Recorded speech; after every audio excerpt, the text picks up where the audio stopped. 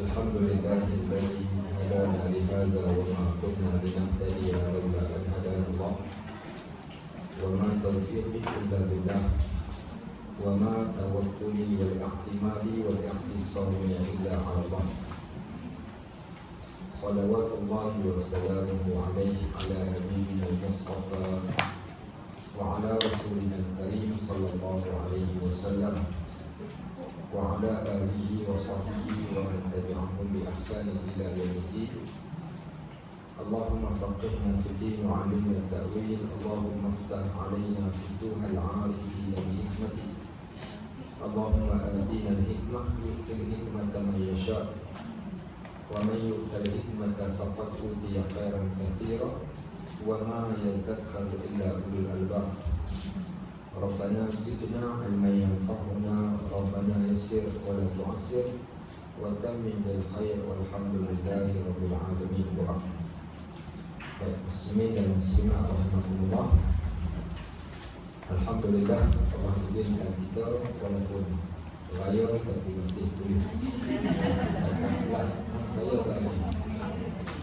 Baik, la tashabbuh bil kafirin, tak boleh kita orang Islam merayakan ataupun menyamakan ataupun meniru mana-mana orang yang kafir, sama ada di dalam perayaan ataupun di dalam perkara kehidupan, melainkan perkara yang tak dapat dielakkan. Contoh, orang India suka makan kari, kita pun suka makan kari. Okey, yang tu tak apa. Tetapi dalam perkara yang berkaitan tentang ibadat dan beberapa benda yang ada kaitan dengan agama, maka tak dibenarkan sama sekali.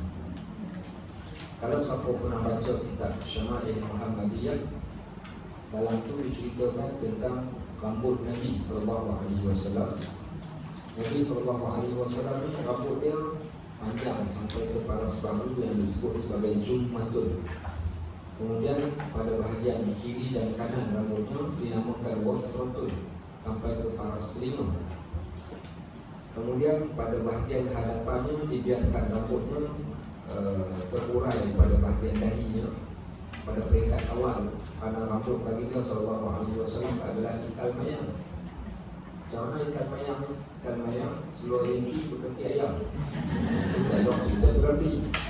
Baik, so ikal mayang ni macam pelepah pokok kelapa ataupun pokok kurma. Itu pelepah dia tu kan dia beralur. Nanti itulah maksud ikal mayang.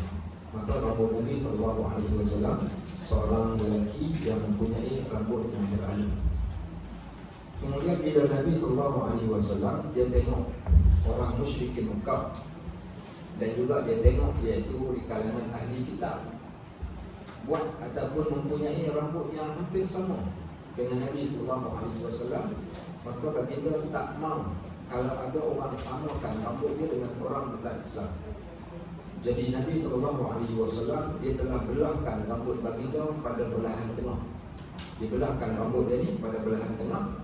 Tujuannya kerana nak membezakan di antara orang Islam dan orang bukan Islam. Sampai macam tu sekali. Juga ketika datang seorang sahabat berkata, "Ya Rasulullah, kami dapati ahli kitab, orang Yahudi itu mereka merayakan iaitu 10 Muharram. Nanti 10 Muharram sebagai satu perayaan, dan mereka berpuasa pada hari tersebut." Kata Nabi SAW, "Nahnu ahaqqu an nasuma fi." Kita lebih berhak untuk berpuasa pada hari tersebut. Walakin, tetapi khalaful yahud, bezakan kamu dengan orang-orang Yahudi. Mereka berpuasa 10, maka kamu ambillah 9 dan 10 ataupun 10 dan 11. Maka di sinilah menunjukkan Nabi SAW tak suka. Bahkan beliau pernah menyebut di dalam hadis yang lain, "Man tashabbaha biqaumin fahuwa minhum." Siapa yang menyerupai sesuatu kaum, maka dia adalah sama sebagaimana kaum tersebut. Sebab itu Islam melarang kita. Dulu ada orang kita di Malaysia ni, dia buat satu perayaan, dikombainkan semua benda dia nak 2 in 1. Kopi 2 in 1, susu 2 in 1, makanan 2 in 1. Sampaikan agama pun. So dia buat Dipa Raya. Okey, Dipa Raya. Kalau raya dipa satu hal, ni dipa raya. Dipa dulu baru raya. Okey. So datanglah beberapa di kalangan asatidz kita yang menyatakan tidak boleh kita nak menyamakan, bahkan nak combine-kan bersama-sama perayaan kita dengan mana-mana perayaan lain. Baik, so hari ini walaupun hari raya, so kita tak ada buat jamuan maupun harus apa, tak adalah sekadar kelas sahaja.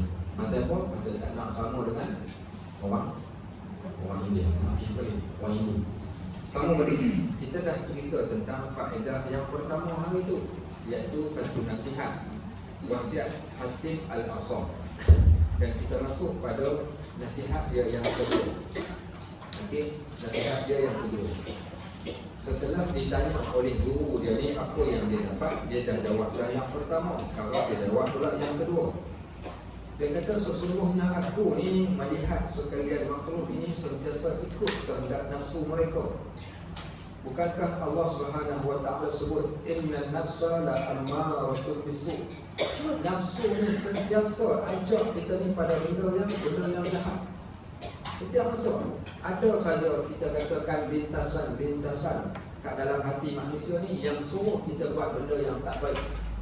Baik, juga tarikan kita kepada beberapa benda yang Allah sendiri sebutkan, terutamanya di dalam Al-Quran. Allah kata zuyyina lin-nas hubbus syahawat minan nisa wal banin wal qanatiril muqattarati minaz zahabi wal fiddati wal musawwamati wal an'am wal hars dzalika mata'ul hayatid dunya. Akibat Allah kata kami iaitu Allah sengaja menghiaskan kepada manusia ni kecenderungan mengikuti hawa nafsu mereka. Di antaranya hubbus syahwat, cintakan kepada keinginan. Cinta ni maknanya suka, automatik, tak payah diajar, dia sendiri akan cinta. Ni nama apa ni? PA, Ustaz. Dia baik PA suka dah emas, suka Ustaz. Dia baik contohnya. Automatik dia akan suka. Tak payah duduk siapa-siapa pun kita katakan ambil kursus apa? Kursus ikut hawa nafsu, tak ada. Dia datang sendiri sebab benda tu Allah dah jadikan. Baik. Antaranya kalau orang lelaki kecenderungan dia kepada perempuan. Baik, antaranya lagi kecenderungan manusia kepada untuk mendapat anak pinak. Sampaikan sayang anak sehingga tak sempat nak datang kuliah.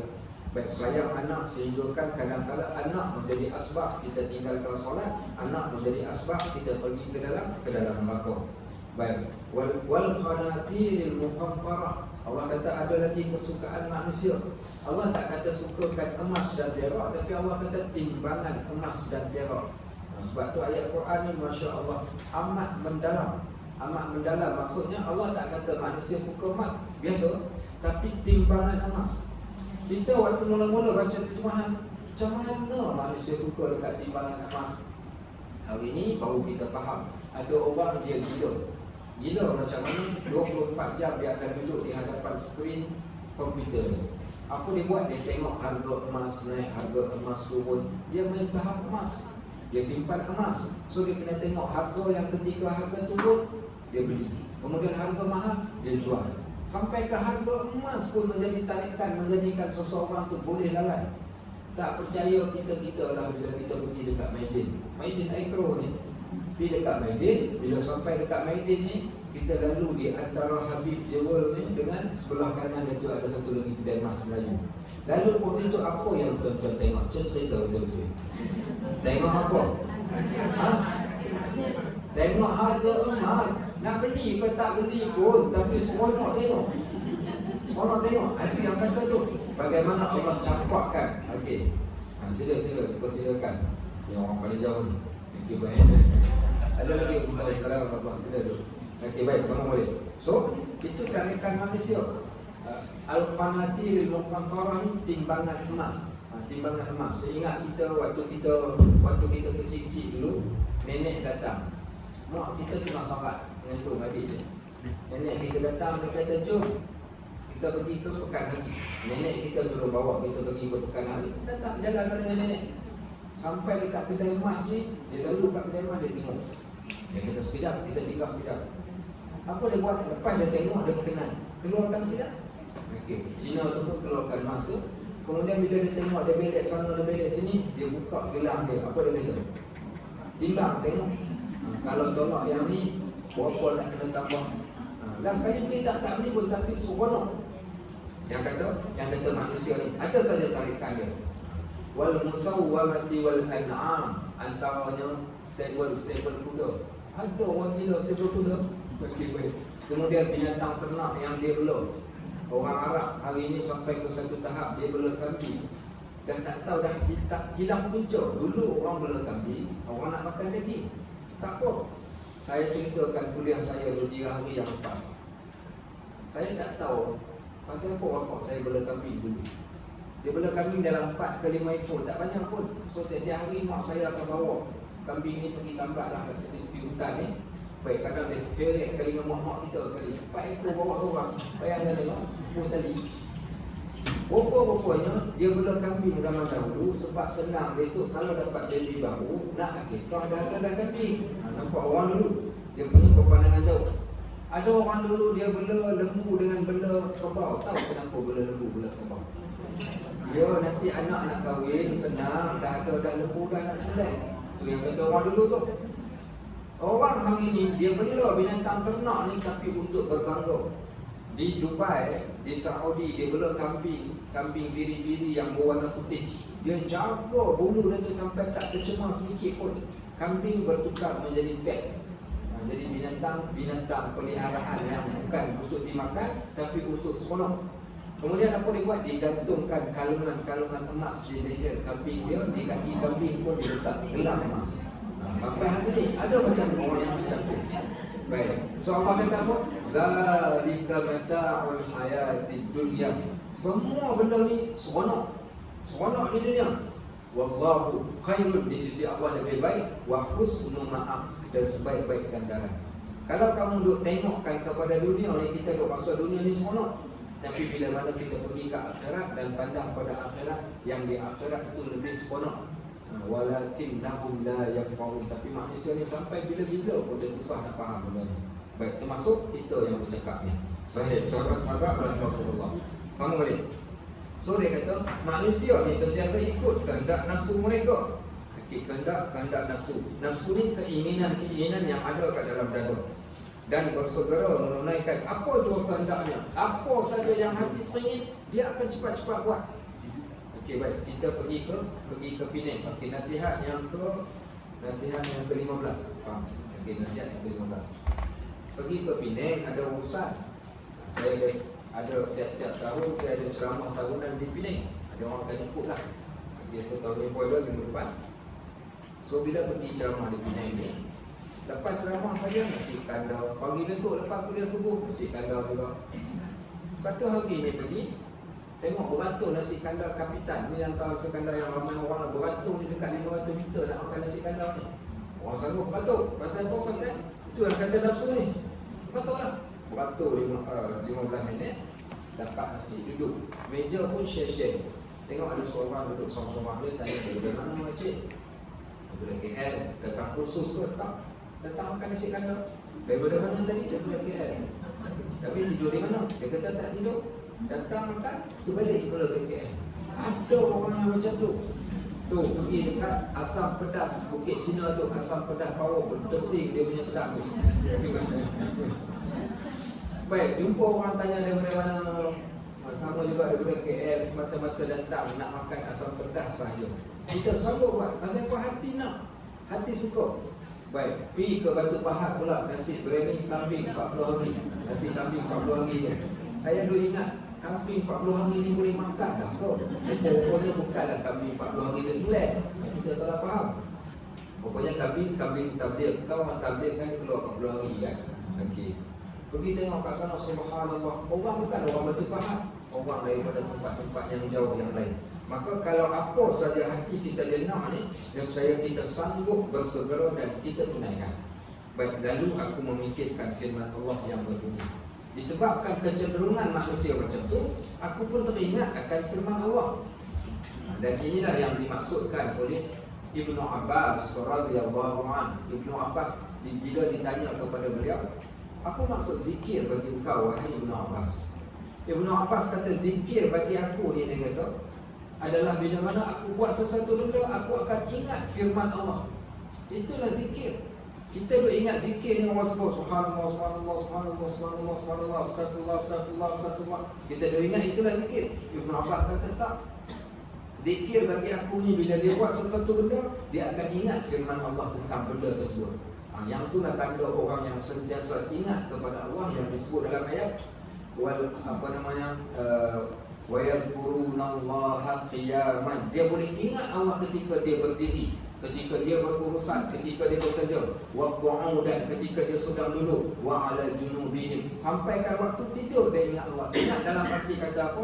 Dia ingat pesanan-pesanan daripada Allah dan Nabi sallallahu alaihi wasallam. Maka dia kata bila aku tengok orang yang duk ikut hawa nafsu ni, teringatkan akan satu firman Allah dalam surah An-Nazi'at ayat 40 dan 41. Wa amma man khafa maqama rabbih wa nahan nafsa 'anil hawa fa innal jannata hiyal ma'wa yas'alunaka 'anis sa'ati ayyana mursaha. Baik, selepas ayat ni turun Allah cerita pasal hari kiamat. Allah kata barang siapa man khafa, yang mana takutlah ia, maqama rabbih, akan berdiri di hadapan Tuhannya. Ada orang dia takut bila takut saat ketika mana dia nak berdiri di hadapan Allah. Bila manusia ni akan berdiri di hadapan Allah? Bila manusia ni dia akan berdiri di hadapan Allah? Bila? Di padang mahsyar. Baik, pada mahsyar ni tak ada tempat. Ustaz, ada tak kerusi bangku ke yang boleh saya nak wakaf makan kat mana kat pada mahsyar? Supaya orang dekat duduk saya dapat pahala. Tak ada kerusi. Pada mahsyar dibangkitkan kita pada waktu tersebut, dibangkitkan dalam keadaan terkejut daripada kubur. Selepas tiupan sangkakala yang kedua, Israfil tiup saja, bangun. Kita pun bangun dalam keadaan terkejut. Kita tanya, man ba'asana min marqadina hadza? Siapa yang bangkitkan kami? Hadza ma wa'ada ar-rahman wa sadaqal mursalun. Maka semua ini adalah apa yang Allah telah janjikan. Allah akan kejutkan manusia daripada kubur masing-masing. Mereka akan berjalan pergi bertemu Allah. Macam mana mereka berjalan? Ada orang yang berkenderaan, ada orang yang berjalan dengan menggunakan muka, ada orang yang berjalan dengan menggunakan pakai kaki, dan ada orang yang pelbagai bentuk cara orang dibangkitkan.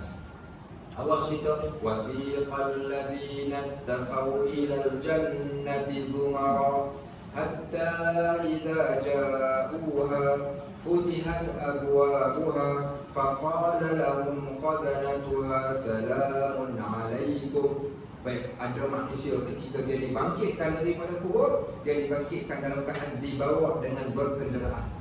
Dibawa dengan berkenderaan ni, berkonvoi lagi. Konvoi diiringi oleh para malaikat seumpama VVIP di dunia ni. Dibawa dia pergi ke mana? Dibawa dia pergi ke syurga pada waktu tersebut. Sampai saja di hadapan pintu syurga, dikatakan kepada mereka, salamun alaikum qultum, salam sejahtera kepada kalian, salam satu Malaysia. Okey, ada salam satu Malaysia. Tidak, salam sejahtera saja. Baik, kemudian masuk pintu syurga. Baik, Allah cerita lagi. Walau tara idil mujrimuna naqisu ru'usihim 'inda rabbihim rabbana absarna wa sami'na farji'na na'mal salihan inna muqinun. Kalaulah kamu dapat tengok, kalau kamu dapat tengok macam mana hari ketika kamu dihadapkan di hadapan Allah. Ada orang saat ketika dihadapkan di hadapan Allah, naqisu ru'usihim, mereka tundukkan kepala ke bawah. Kenapa tundukkan kepala ke bawah? Ayat yang lain dah cerita, khashi'atan absaruhum tarhaquhum dhillah. Mereka takut dan rasa hina pada waktu tersebut. Dan orang yang takut ni, apa dia kata? Dia berdoa dalam keadaan kepala dia tunduk. Rabbana, Tuhan, absarna, kami dah tengok, wa sami'na, kami dah dengar akan peringatan ketika di dunia. Farji'na na'mal soleh, tolong kembalikan balik kami ke dunia, kami nak buat amal soleh. Inna muqinun, kerana hari ini kami betul-betul yakin. Tak ada guna lagi dah pada waktu tersebut. Ini semua gambaran yang Allah Subhanahu Wa Taala ceritakan.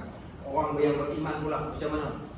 Wujuhun yawma idin nadhirah ila rabbiha nadhirah. Wajah orang yang beriman berseri-seri pada hari tersebut. Kenapa? Kerana mereka dapat memandang akan wajah Allah Subhanahu Wa Taala. Baik, maka semua ni diceritakan dalam Al-Quran. Ada lagi cerita yang lain. Allah cerita tentang ada orang yang ketika kat dunia ni dia buat baik. Bila dia buat baik dekat dunia, apa asas kebaikan dia? Dia buat baik kat dunia untuk dia selamat di akhirat. Maka dia ada kira-kira dia, iaitu akhirat oriented ni, menjadikan semua benda yang kita buat, kita akan dendingkan dengan keberadaan kita ke akhirat. Baik, so Allah pun cerita tentang manusia ini. Dia suka jamu orang makan dekat dunia. وَيُطْعِمُونَ الطَّعَامَ عَلَى حُبِّهِ مِسْكِينًا وَيَتِيمًا وَأَسِيرًا. Mereka ni disebabkan kerana inginkan akhirat kat dunia lagi, dia suka jamu orang makan. Dia suka jamu orang makan, orang miskin, anak yatim, orang-orang yang berada di dalam tawanan. Baik. Kemudian bila dia buat kebajikan kat dunia ni, apa dia kata? Innama nut'imukum liwajhillah. Kami jamu orang makan kat dunia ni kerana Allah. La nuridu minkum jazaan. Kami tak mengharapkan balasan. Wala syukura. Kami juga tak harapkan ada orang ucapkan terima kasih pada kami. Habis, apa kau buat? Inna nakhafu min rabbina yawman abusan khamtarira. Sesungguhnya kami buat kebajikan dekat dunia ni kerana kami takut. Apa yang kami takut? Kami takut satu hari wajah manusia akan jadi muram durja dan bermuka masam. Hari mana ni muka manusia masam ni? Hari ketika mereka berada di akhirat kelak. So, surah An-Nazi'at ni dia kata, ada pun orang yang takut saat ketika dia dibangkitkan di hadapan Allah. Waktu dia berdiri di hadapan Allah ni, waktu tu dia panggil checkpoint iman. Kat sini ni dipanggil dia apa? Checkpoint iman.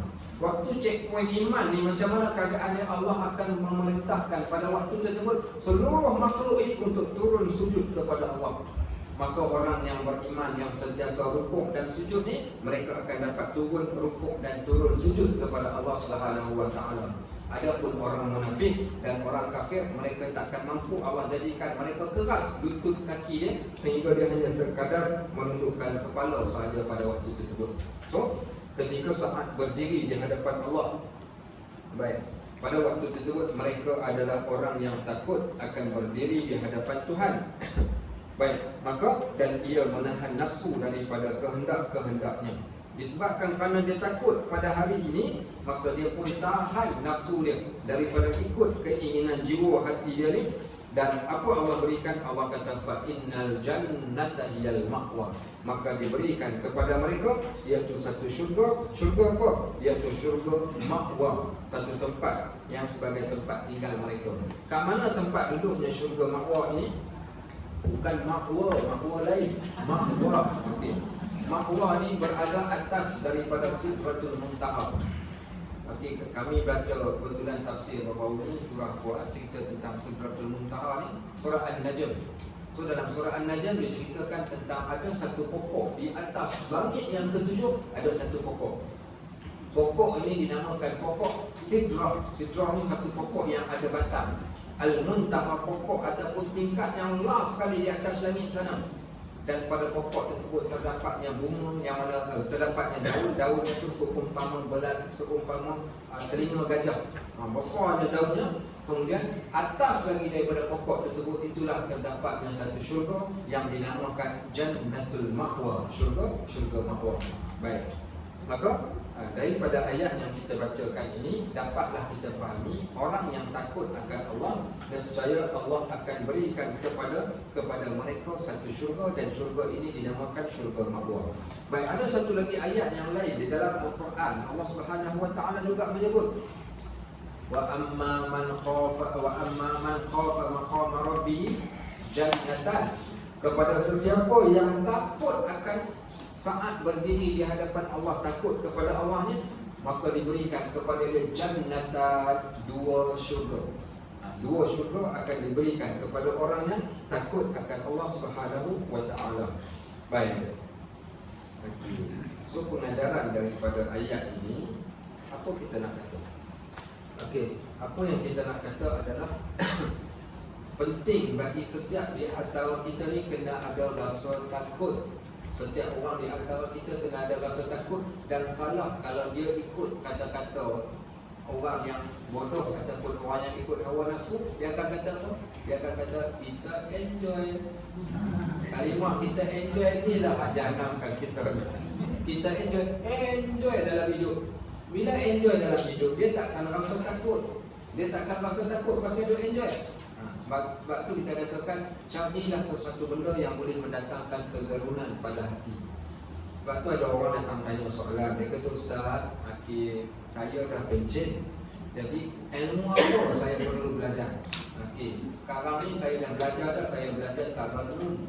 Saya kata, subhanallah, kalau dah pencen tak payah belajar taranum. Pak Haji, pasal kau tak belajar taranum, bagi orang muda cukuplah belajar taranum. Dia nak masuk nak jadi qari, musabaqah, tak apa. Kalau kita dah pakai politik dah pun tak payah taranum. Taranum.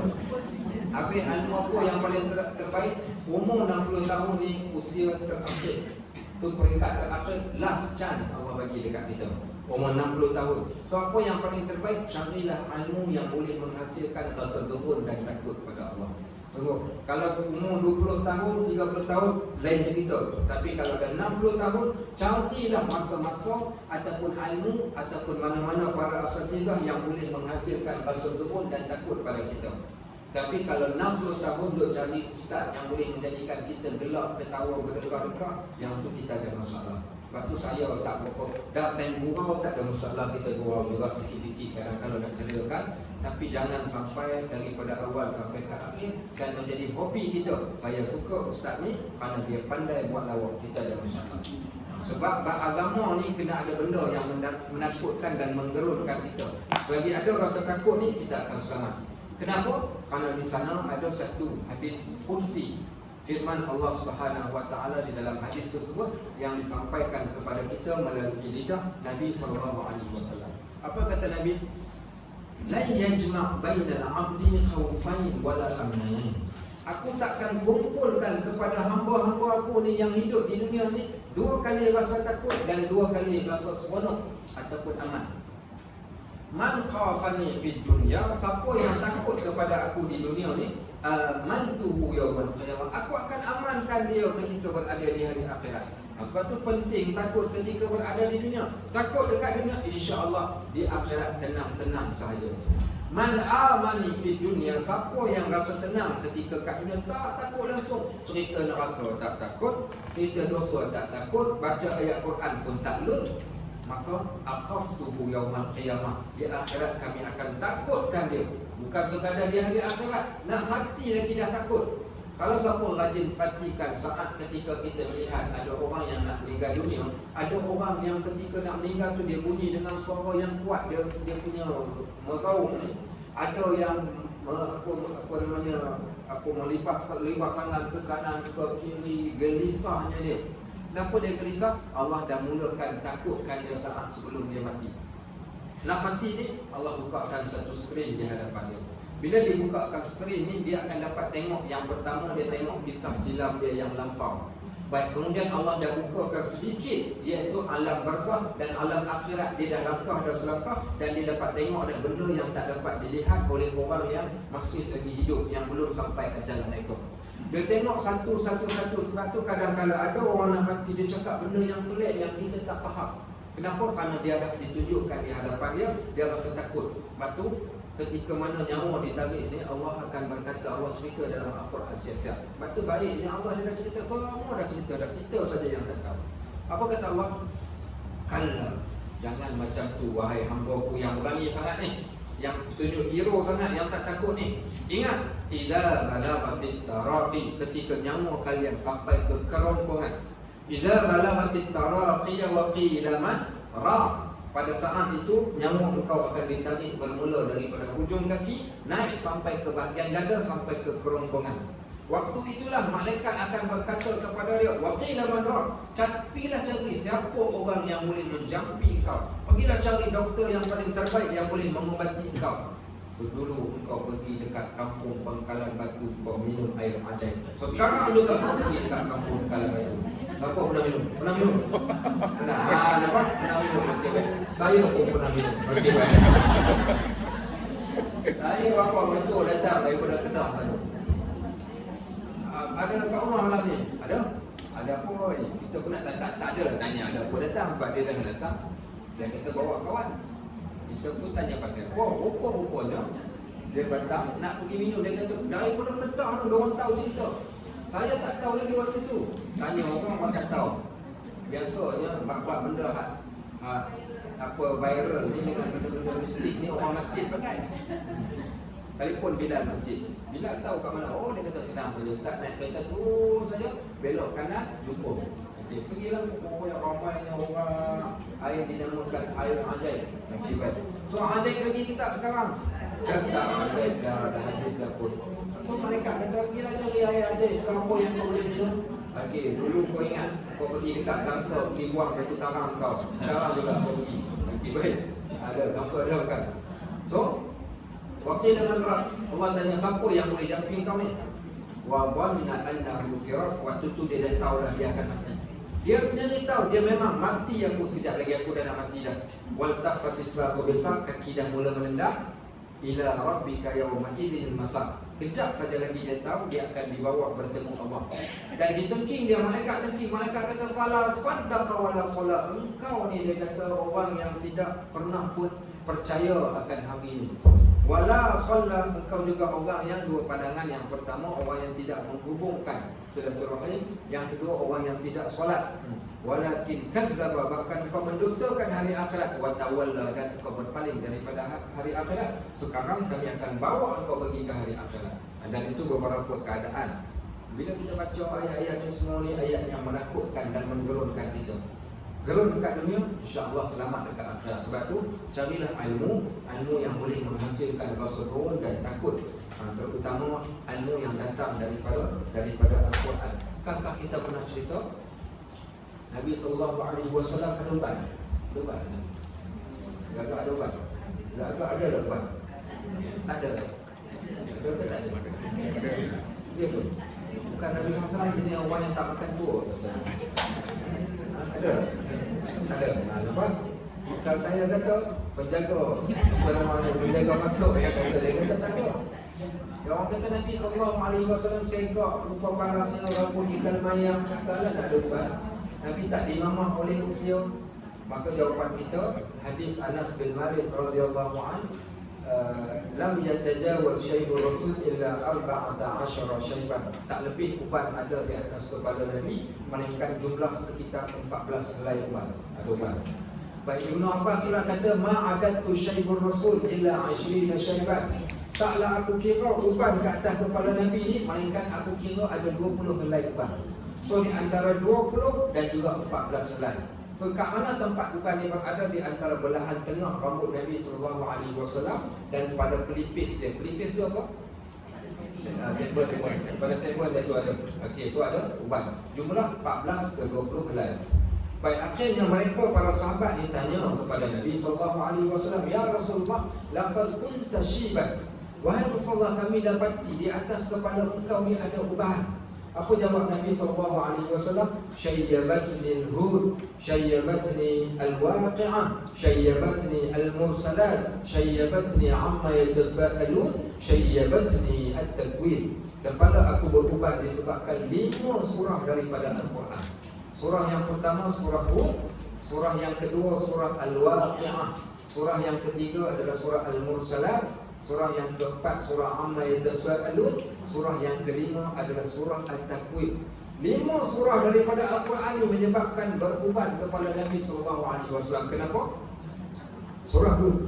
Surah Hud ini di antara surah yang menggerunkan. Kerana surah ini menceritakan akibat mendustakan ajaran para Nabi. So Allah ceritakan setiap kaum yang terdahulu daripada kita ni, macam mana apa yang Allah telah timpakan azab kepada mereka ketika mereka masih hidup. Kaum Hud alaihissalam didatangkan puting beliung kepada mereka. Kaum Ad dengan kaum Samud, mereka didatangkan pekikan yang datang daripada langit dan angin yang kuat sehingga menyebabkan semua mati, tak tinggal walaupun seorang. Kaum Nabi Allah Lut alaihissalam diangkat bumi dan diterbalikkan bumi tersebut. Kaum Nabi Allah Shu'aib alaihissalam dan pelbagai kaum yang lain, kesemua mereka diazab dan diceritakan oleh Allah di dalam surah Hud. Maka Nabi SAW baca surah ini, dia rasa takut. Apa yang dia takutkan? Takut kalau sekiranya Allah timpakan benda yang sama kepada kaum dia. Rungsing fikir ni sampai berubat kepala. Baik, runsing Nabi SAW yang kedua, takut yang kedua, bila mana membaca surah Al-Waqi'ah. Kita relax, dia baca surah Waqi'ah dekat maghrib. Pasal kita baca surah Waqi'ah nak jadi kaya. Itu masalahnya. Dah baca surah Waqi'ah, dah bertanya sebab apa makcik? Kan ke surah Waqi'ah ni menjadikan kita tak miskin, tak jadi pokok ke dana. So kita tanya soalan, dah kaya ke belum? Belum lagi. Baik, sebab tu duk baca lagi ni. Kalau dah kaya tak baca kan? Baik, surah Waqi'ah ni surah yang menakutkan. Surah Waqi'ah menceritakan yang pertama, cerita tentang kesan hari kiamat. Kisah yang kedua, cerita tentang perbandingan di antara ahli syurga dan ahli neraka. Bahkan dalam surah itu juga, kalau ibu-ibu kita duk memasak ni, patutnya ni mau baca surah Al-Waqi'ah ni waktu memasak sampai pada ayat apa? Afara'aytumun naral lati turun antum ansha'tum syajarataha am nahnul munshi'un nahnu khalaqnaha tadhkiratan wa mata'an lil muqwin fasabbih bismi rabbikal a'la. Baik, apa cerita ayat ni? Allah kata, oh Kafi'ah. Okey, baik. Kau tak nampak ke Kafi'ah macam mana kami jadikan api ketika kau nyalakan api nak masak kat dapur tu? Afara'aytumun nar allati turun. Siapa yang jadikan api yang kamu nyalakan? Antum ansha'tum syajarata, kamu ke yang menyalakan api itu? Kamu ke yang buat api itu? Am nahnul munsyi'un, atau kami yang buat api tersebut? Allah kata nahnu khalaqnaha tazkiratan, kami jadikan api yang kamu nyalakan untuk masak makanan itu tadi, iaitu tazkiratan, sebagai satu peringatan untuk kalian supaya ingat api di akhirat. Wa mata'an lil muqwin, dan satu kesenangan bagi kalian ketika berada di dunia. So tujuan api ada dua. Satu untuk kita guna di dunia, satu lagi pula untuk digunakan ketika berada di akhirat supaya hati rasa turun memikirkan tentang api akhirat. Tapi Ustaz tak boleh sampai macam mana api ke akhirat tu. Baik, tak apa. Tapi balik kelas, tidak lagi rumah ngaji. Balik rumah, buka setrika nombor 3. Okey, baik. Kemudian saya lapkan bagi kat buntut. Bagi 2 minit. Okey, nak tengok melompat ke mana. Baru tahu panas tak panas. Okey. Tu carilah ayat-ayat Quran ataupun anu yang mendatangkan rasa takut. Dia kata lagi, daripada pemikiranku, so conclusion dia kata, siapa yang kata ni? Siapa yang kata? Kena tengok buku. Siapa yang kata ni? Kata-kata hak pertama, kedua, ketiga. Kita baca yang kedua. Siapa? Apa nama dia? Hatim apa? Hatim Al-Asam. Hatim Al-Asam. Kata Hatim Al-Asam lagi, daripada pemikiranku, setelah aku duk renung-renung, aku tilik-tilik, aku tengok-tengok terhadap ayat ini, ayat yang kita baca ni, surah An-Nazi'ah ni. Surah An-Nazi'ah ni juga surah yang menakutkan. Kita tahu. Siapa tahu surah An-Nazi'ah cerita pasal apa? Surah An-Nazi'ah ni dia cerita tentang malaikat maut. Okey, permulaan surah tu, wan nazi'ati gharqa wan nashifati nashfa. Surah An-Nazi'ah ni, dan demi malaikat yang mencabut nyawa dengan cabutan yang amat keras, dan demi malaikat yang mencabut nyawa dengan cabutan yang amat lembut. Itu surah An-Nazi'ah. Tu nama An-Nazi'ah, nazak, nizak ni ketika cabut nyawa tu. Cerita malaikat yang mencabut nyawa. So dia kata, bila pemikiranku, daripada pemikiranku terhadap ayat ini, maka timbul satu keyakinan di dalam hatiku. Dia kata, terbitlah daripada hati aku ni bila aku perhati elok. Maksudnya dia tadabbur ayat ni dengan mata hati dia, maka timbullah dia kata satu keyakinan dalam hatiku bahawa Al-Quran itu adalah benar. Rupanya betul dah apa Al-Quran kata. Betul Al-Quran kata, siapa yang takut akan akhirat, siapa yang takut akan akhirat, dan biasanya dia tak akan ikut hawa nafsu. Siapa yang tak takut akhirat, dia akan ikut hawa nafsu. Sungguh dia kata betul ini. Sebagaimana apa yang disebut. Tak percaya, tengoklah. Allah sebut satu ayat yang lain. Innal insana la yatgha. Sambung. Ar-ra'ahu istaghna. Manusia ni selalu melampau. Bila manusia ni dia jadi melampau, ar-ra'ahu istaghna, bila dia jadi kaya. Baik, dulu bawa taksi, kemudian jadi ketua cawangan. Sampai ketua cawangan tu tadi masuk JK bahagian. Kemudian naik JK bahagian, kemudian dapat projek. Kemudian dia dapat projek daripada orang yang bawa taksi jadi kaya. Bila kaya, dia jadi kaya yang melampau. Bukan kaya yang bersyukur, tapi kaya yang melampau dengan kekayaan yang dia miliki itu tadi. Maka itulah yang dikatakan manusia ni. So dia kata tak pelik, dan aku amat yakin dengan ayat ini menunjukkan bagaimana orang yang tak ikut hawa nafsu, dia selamat. Dia ikut hawa nafsu, akan hilang dicabut perasaan gerun dan takut dia kepada Allah. Kenapa macam tu Bahasa mudahnya, kita ni kadang-kadang kita rasa secure, okay, kita rasa selamatlah dengan kekayaan kita. Oh, kita sedekah lah kan, kita buat penuh hidup orang selamat. Kita dah kaya sekarang kan, kita buat penuh hidup orang selamat. Kita minta, kita panggil budak-budak sekolah tahfiz datang. Budak sekolah kan, sekolah tahfiz kan ada orang datang. Kita ada duit, kita bagi seorang RM10, seorang RM100, panggil orang datang baca Al-Quran dekat rumah. So kita buat apa? Kita sab saja amalan kebajikan ni kepada orang lain untuk buatkan untuk kita. Okey, baik. Pergi bagi dekat orang sikit duit, kita tolong orang tu. Jangan doa saya. Doa yang pertama doa, yang kedua undi saya. Okey, baik. Dua benda kita lihat. Akhir sekali kita rasa kita selamat sedangkan kita tak selamat, dan kita berterus-terusan. Baik, ada satu soalan Allah tanya untuk kita, sendiri mau jawab. Okey, soalan ni Allah tanya kita.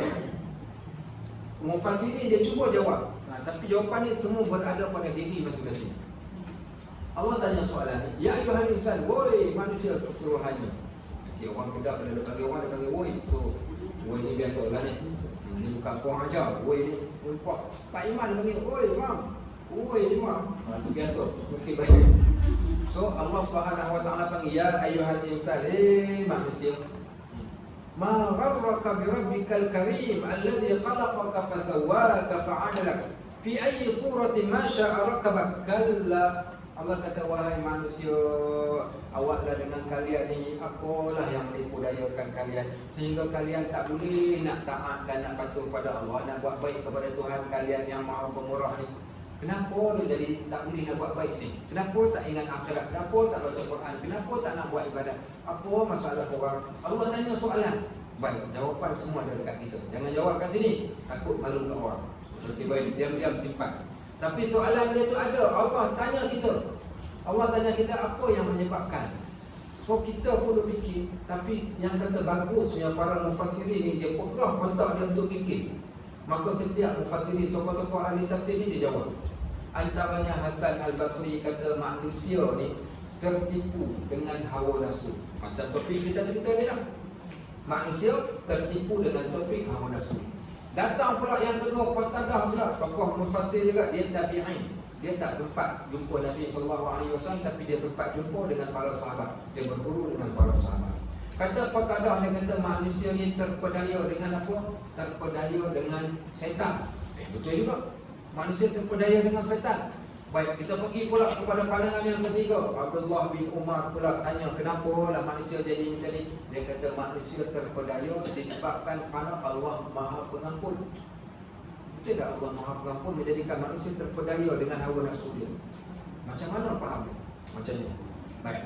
Ada orang Arab Saudi, musim panas, bulan 6, bulan 7, bulan 8, bulan 9, dia pergi duduk dekat negara yang cantik. Contohnya Syria, dia pergi dekat Turki, dia pergi Lebanon. Sekarang dia dah tukar bulan 6 sampai bulan 10, dia panggil Arab Season. Arab Season dia datang ke Siam, ke Thailand. Dulu dia datang ke Malaysia ramai. Ke Malaysia ramai. Apa tujuan dia datang? Pelbagai tujuannya. Ketika kami berada di Syria, kita tanya dia kenapa datang ramai-ramai. Dia kata, kami datang tukar minyak. Bukan makan ni, tukar minyak. Maksud tukar minyak ni, dia datang cari perempuan. Datang cari perempuan, kemudian dia akan balik pula selepas tu. Balik apa? Dia balik ketika musim haji. Waktu tu kan haji bulan 8, bulan 9. So balik musim haji, dia kata tak apa, kita buat dosa dulu. Nanti balik, kita pergi buat haji, buat umrah, kita bersih balik dosa kita. Baik, ada orang samalah juga dengan kita. Tak apa, kita main rafah saja. Nanti bulan puasa nanti, kita pergilah masjid, solat tarawih. Imam kan doa tiap malam, Allahumma inna nas'aluka ridhaka wal jannah wa na'udzubika min sakhatika wan nar. Allahumma innaka 'afuwwun karim. Setahun sekali kita berdoa Allah ampunkan dosa kita. Waktu yang lain kita buat dosa, tapi setahun sekali kita. So dia terpedaya dengan keampunan Allah. So dia kata tak apa, buat dulu dosa, nanti minta ampun. Takkan kita tak boleh minta ampun? Ini dia antara tipu terpedaya. Siapa yang hasut dia suruh buat macam ni? Setan lah. Setan kata tak apa, Tuhan kau maha mengampun, nanti diampun punya. Macam kita lah. Pagi tadi kami ajar satu sunnah Nabi SAW. Nabi dia tak akan bangun daripada majlis melainkan dia akan baca kafaratul majlis. Subhanakallahumma wa bihamdika asyhadu an la ilaha illa anta astaghfiruka wa atubu ilaik. Maka bila dia baca doa ni, Allah akan ampunkan dosa sepanjang majlis. Ada orang, apa dia kata? Kak Pi'ah, petang nanti jangan lupa bawa pokok pelan. Kita membawa pukul 4 sampai pukul 5. Habis saja dia membawa, dia pun kata, ingat Ustaz dah pesan baca doa kafaratul majlis. So dia kata habislah doa kita, habislah dosa kita. Dia salah gunakan doa. So dia orang terpedaya dengan Allah yang Maha Pengampun. Dan saya lebih tertarik dengan pandangan Ibnu Abbas radhiyallahu anhu. Bila ditanya kenapa manusia terpedaya, kata Ibnu Abbas, manusia terpedaya kerana Allah baik sangat. Okey, kenapa? Allah baik sangat. So apa kaitan baik sangat ni? Maksudnya naik lemak. Naik lemak manusia ni. Tak semayang, dapat azab ke? Tak dapat azab, makan tak tercukup. Walaupun dia makan kuih kuaci pun solat tak tercukup. Tak semayang subuh. Baik, kalau lah sekali tak semayang subuh, makan roti canai tiba-tiba tercukup. Orang tanya kenapa? Tak semayang subuh pagi tadi, patut tercukup. Esok mesti semayang ni. Okay, baik. Tapi tak, dia buat jahat, dia tak semayang, dia tak buat ibadat pun, Allah sukseskan hidup dia. Berjaya dalam hidup, berjaya dalam bisnes, Allah kayakan dia. Kenapa? Kerana Allah jadikan dia sebagai istidraj. Allah biarkan. Kerana Allah ni maha baik, maha pemurah. Allah berikan walaupun kepada orang kafir, walaupun kepada orang yang mendustakan agama dia. Maka kerana Allah baik sangatlah manusia itu terpedaya. Sebab tu kadang-kadang ni kita kena baca ayat-ayat yang menurunkan supaya kita tak terpedaya dengan kebaikan-kebaikan Allah yang amat banyak ni, supaya kita tak lalai dan tidak rekod. Dia kata lagi, baik, maka Al-Quran ini benar dan nafsu itu mesti dimusuhi. Maka nafsu hendaklah kita bermusuh dengannya. Makna bermusuh dengannya ni, okay, baik, tiba-tiba datang hari ni hari raya ni pagi tu, apa orang haji buat juga kan? Tak payah pergi. Pagi ni kita pergi makan roti canai Arab. Okey, baik, roti canai Arab. Kat mana? Macam. Kat mana? Macam. Kat Pajang. Okey, baik. Apa? Tahu? Okey. Kat Pajang. Semua orang tahu kan? Okey, pergi makan roti canai Arab dekat Pajang. Okey, so sekarang ni kita berperang rumah haji roti canai Arab. Baik, tapi macam mana nak lawan ni? Kita tahu, kita kata tak, yang itu semua adalah godaan nafsu. Kenapa kita katakan godaan nafsu? Bukan godaan setan. Sebab setan dia semua buat jahat, yang ini dia semua buat benda yang harus. Salah ke makan roti canai? Tak salah. Okey, sebab tu saya katakan hawa nafsu ni dia lebih lembut sikit daripada setan. Setan dia terus ajak kita buat benda yang dosa. Tapi hawa nafsu ni dia bukan buat benda yang dosa, dia suruh buat benda yang harus. Benda yang harus, tapi dengan harus itu akhirnya kita tinggalkan kewajipan kita dan akhirnya kita mendekati kepada dosa. Itu maksud beza hawa nafsu ni dengan setan. Setan awal-awal lagi dia suruh buat benda jahat kan? Tapi kalau hawa nafsu ni dia lebih halus lagi daripada setan. Yang kadang-kadang kita terbuat dengan dialog-dialog yang ada. Kita fikir, alah tak apa kalau tak datang hari ni, boleh datang minggu depan, tak ada masalah pun. Kemudian dia pun ada juga yang online punya, boleh tengok rakaman. Ini semua bisikan nafsu kat dalam hati kita. Melainkan orang yang betul-betul kuat. Lepas tu saya kata orang yang kuat itu bukanlah orang yang makan nasi 3 pinggan sekali makan. Orang yang kuat tu siapa dia? Orang yang mampu lawan bisikan di dalam hati dia, iaitu godaan-godaan hawa nafsu dia. Baik, dia kata, dan dia kata, aku berjuang untuk menentangnya, dan itulah musuh aku. Para sahabat Nabi ridwanullah alaihim ajma'in ketika mereka keluar pergi berperang, perang ketenteraan pakai senjata, perang berjihad. Waktu mereka pergi berperang kemudian balik daripada berperang, apa mereka akan kata? Raja'na min jihadil asghar ila jihadil akbar. Kami pulang daripada jihad kecil untuk bertemu dengan jihad yang besar. Orang tanya, apa punya statement ni? Bukankah jihad berperang tu jihad, berjuang di jalan Allah tu jihad yang besar? Dia kata jihad itu tak besar, kecil saja sebab nampak musuh kat depan. Jihad yang paling susah, musuh yang tak dapat dilihat. Apa dia musuh yang tak dapat dilihat? Dua benda. Satu setan, yang keduanya adalah hawa nafsu. Musuh yang tak dapat dilihat dengan mata kasar. Baik, sambung lagi. Dan aku tidak memanjakannya sehingga ia tunduk kepadaku. Jangan memanjakan nafsu sekali-sekala. Ketuk nafsu tu, marah dekat dia. Nyah engkau wahai setan. Nanti tak pun kita kata, aku tahu itu adalah bisikan hawa nafsu saya. Kadang-kadang dia datang bangun waktu pagi ni, bangun pagi jaga dia pukul 4, subuh pukul 5.50 kan, 5.45. Jaga pukul 4. Nak bangun ke tak bangun? Nafsu kata tidurlah. Tapi pada waktu tersebut, waktu tu kita buka sekejap, bangun tak bangun. Bangun tidur. Okey, baik. Okey, itu maksud. So lawan dengan hawa nafsu tu tak mesti bangun tegak itu toilet sekali masuk kita lawan menentang dia. Okey, baik. Itu maksud menentang dia semua. Kadang-kadang benda ni boleh kena dekat siapa-siapa. Malam pergi apa tu bom apa? Tak MITC tu. Ada orang buat pameran perahu apa nama tu lah.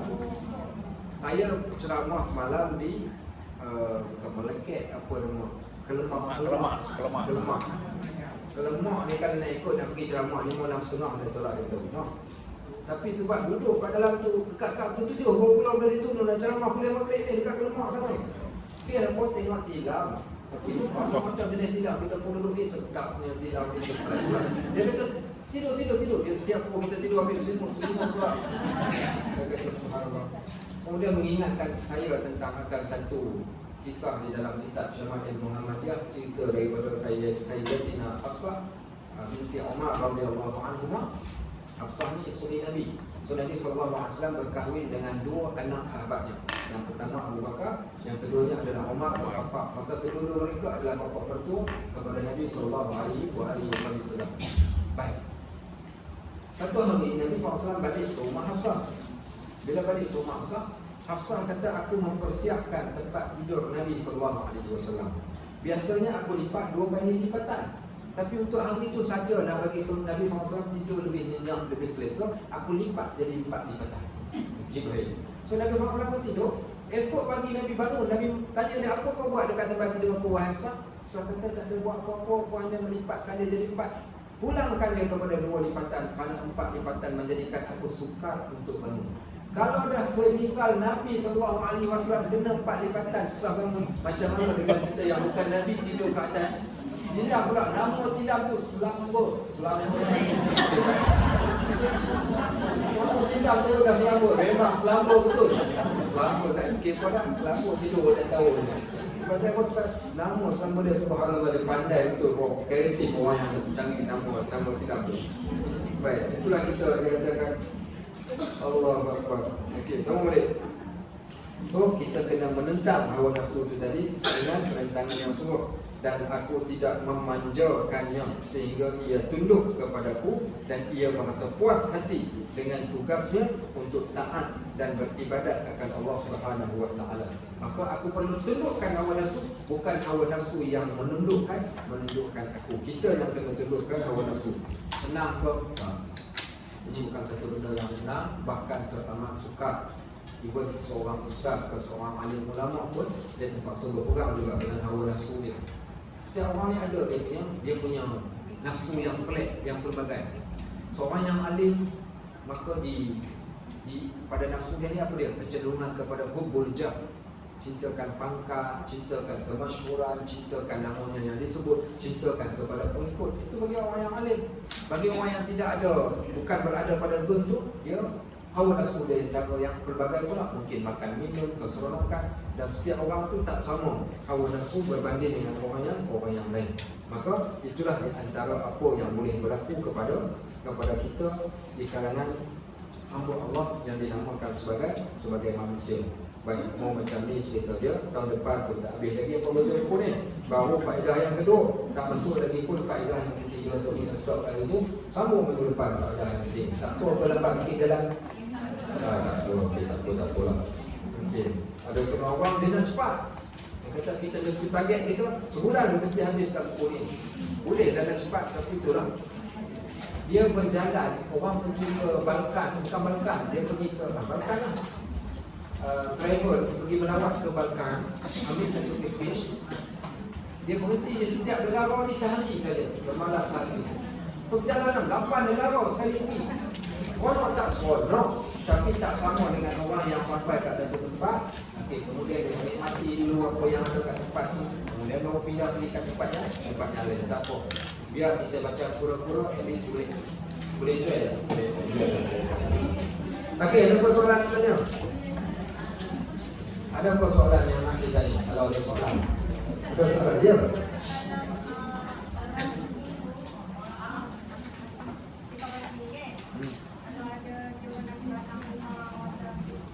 Dia jemput kita pergi rumah dia. Okey, boleh ke tak boleh? Jawapan dia boleh atas hak jiran ataupun hak seorang sahabat. Kita bukan merayakan kita menerima jemputan dan kita bergembira di atas apa yang dia gembira, cuma bukan masuk dalam bab soal yang kita katakan akidah sekadar menerima jemputan, kita pergi makan, kita terima makanan daripada dia ataupun kita memberikan makan atas hubungan itu saja dan tak lebih daripada itu. Tapi kalau kita pula siap masuk upacara dia punya ritual dia itu tak tidak. Okey, ada soalan yang lain? Kita mengucap tu kita selamat daripada Bali ke apa? Okey, boleh tak nak ucapkan selamat di Bali? Saya ambil pandangan yang lebih ringan sedikit dalam bab membolehkan atas dasar kita bukan mengiktiraf, cuma atas dasar ucapan macam dia ucapkan kita selamat hari raya ataupun selamat menyambut di Bali. Selamat menyambut di Bali. Dan saya tanya seorang lecturer di UMU, dia daripada India. Dia kata di India ni dia tak sambut Deepavali, di Malaysia saja Deepavali ni. Di India sana dia tak ada macam India sini. So mungkin tak tahu lah mazhab apa dia orang wallahu alam lah. So kita ucap just sebagai satu kita katakan bukan penghargaan, bukan pengiktirafan, sekadar jaga hubungan antara dia antara manusia. Contoh Nabi SAW pernah bangun menghormati jenazah seorang Yahudi. Baik. Habis. Walhamdulillahirabbil alamin. Subhanakallahumma wa bihamdik asyhadu an la ilaha illa anta astaghfiruka wa atubu ilaik. Wassallallahu ala sayyidina Muhammad wa ala alihi wa sahbihi wasallam. Alhamdulillahirabbil alamin.